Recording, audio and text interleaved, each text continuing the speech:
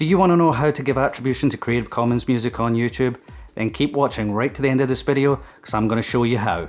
But if you're new to this channel and you're a music maker or a music user, consider subscribing to this channel and hitting that notification bell so you don't miss another video.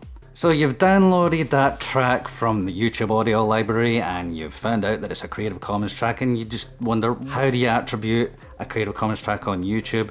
First of all, you're going to have to work out what you've got to attribute. Usually that is the name of the track, the name of the artist, the Creative Commons license that it is actually under, and a link to the license, and also a link to the original source. You also have to include any other attribution parties. That could be the record label that it's under, or net label, as some of them may be. I release music on my own net label, I release other people's music on my own net label as well, so you know, sometimes you have to include that in it. Also, there could be other attribution parties, such as the track could be a remix of a Creative Commons track, so you have to include them in the attribution as well. So where do you put this attribution? Well, there are two places where the license expects you to put it. One of those places is actually in the video itself. Now, where you put that is entirely up to you. It could actually be in the video itself in the middle when the track is played, or you can actually put it at the end credits. You know, when you go to a movie and the end credits roll, right down at the bottom, for some odd reason, it just seems to be where they put the music, you'll see the list of music that has been used. So you'll put music and you'll put the attribution, name track, name artist, and various other different things, such as the Creative Commons license, which I told you about at the beginning of this video. But yeah, that's how it's usually done. The other place that you need to put the attribution is actually in the description. That is definitely a must, because you need a link back to the original source. So remember that, it needs to have the link back. If it doesn't have the link back, then you're not actually attributing it properly.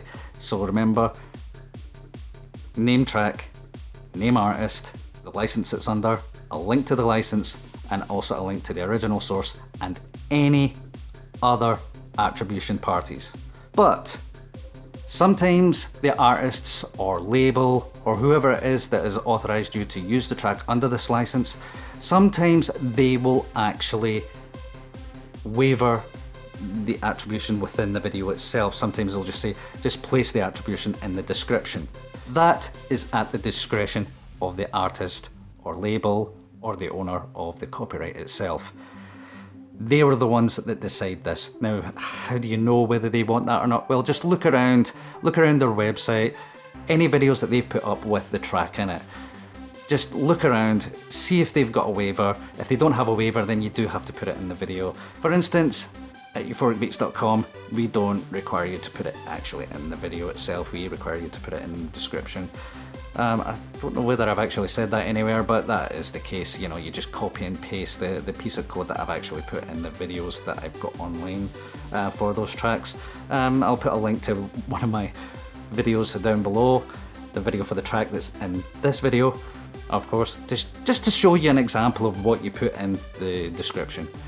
Sometimes the artist or copyright holder will actually give you a shortened URL to link to, because sometimes the long URLs are really far too long for you to actually put on screen.